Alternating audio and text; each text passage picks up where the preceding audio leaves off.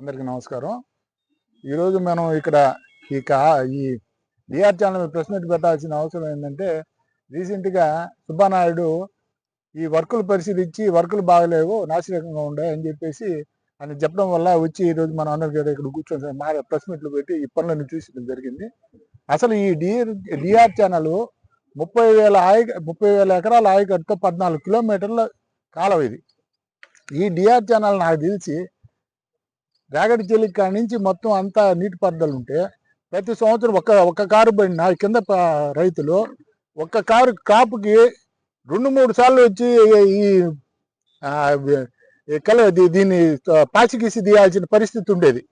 అటువంటిది పోయిన సంవత్సరం 2020లో వైసీపీ ప్రభుత్వంలో దీనికి టెండర్లు పిలిచి ఇస్తే ఒక కాంట్రాక్టర్ దాన్ని ఏదో తీసుకొని లెస్ వేసుకొని వర్క్ చేద్దామని చూస్తే అప్పుడు ఎమ్మెల్యే ప్రతాప్ రెడ్డితో ఆగలేక అతను మధ్యలో ముగించుకొని వెళ్ళిపోయినాడు. తర్వాత మళ్ళీ ఇప్పుడు మన ప్రభుత్వం వచ్చిన తర్వాత మన ఎమ్మెల్యే కృష్ణారెడ్డి చొరవ తీసుకొని అటు కాంట్రాక్ట్ని ప్రోత్సహించి డిపార్ట్మెంట్ వాళ్ళు ప్రోత్సహించి కలెక్టర్ చేత అందరి చేత చెప్పించి వర్క్ స్టార్ట్ చేసి ఇది కంప్లీట్ చేసి నేను ఎట్టా చేస్తాను, మీకు కంకర అప్పిస్తాను, సిమెంట్ అప్పిస్తాను, స్టీల్ అప్పిస్తాను, మీరు పని చేయండి అని చెప్పి అతను ప్రోత్సహించి పని చేసి. ఎందుకంటే ఇక్కడ ప్రతి సంవత్సరం కింద రైతులు ఇబ్బంది పడిపోతున్నారు. ఇక్కడ దగదెత్తి దాటి నీళ్లు పోవు, దగదెత్తికే మొత్తం ఈ పాసి అంతా అడ్డగిచ్చిపోద్ది ప్రతి సంవత్సరం. వాళ్ళు ఒక్క క్రాప్ వేసుకొని కింద రైతులు ఒక్క క్రాప్ కూడా 2 సార్లు వచ్చి పాసి తీసుకొని పోయే రోజులు ఉన్నాయి. మళ్ళీ మీరు అందరూ చూస్తున్నారు కదా, మరి అందరు రైతులు తెలిసేడా ఈ రైతులేమో ఈ పాసి తీసుకొని వాళ్ళు పోతారు. దీన్ని మెయింటెనెన్స్ ఖర్చు ఇక్కడ ఉండే తెలుగుదేశం ఇప్పుడుండే ప్రెసిడెంట్ నాయకుడు ఈ విమర్శించే నాయకుడు ఆయన దాన్ని బిల్లు చేసుకొని తీసుకుంటా ఉండేది. ఇది ఒక పరిపాటిగా ఉండింది. ఇప్పుడు ఈ పనులు జరిగితే ఆ డబ్బులు రావు, మెయింటెనెన్స్ వర్కులకు డబ్బులు రావు, ప్లస్ ఏంటంటే ఈ కమిషన్ ఇవ్వడం లేదు ఈయన.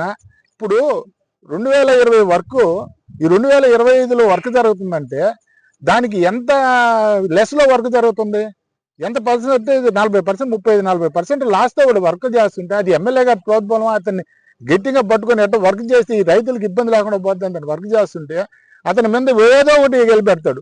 50 మీటర్లు 80 మీటర్లు ఉండే వాగుని అడ్డగిచ్చేసి పైన రైతులంతా మునకవలోకి అల్లాడుతూ ఉంటే వాళ్ళకి వాగును బుట్ చేసి వాగును బానికుండా చేసి ఇబ్బంది పెడతాడు. వాళ్ళకి ఒక కాంట్రాక్టర్ పనులు చేయాలంటే మనం ఒక ఇల్లు కట్టుకుంటే ఒక ఇంటికి ఒక ఇంజనీర్ డిజైన్ ఇస్తాడు. అదే ఇంత పెద్ద కాలువ 30,000 ఎకరాలకి ఇంత పారుదల ఉండే ఇంత పెద్ద కాలువకి నువ్వు డిజైన్ లేకుండా వర్క్ జరగద్దా? డిజైన్ లేకుండా కాంట్రాక్ట్ ప్రకారం వర్కులు చేసుకుంటా పోతాడా? దీని మీద ఇంజనీర్లు లేరా?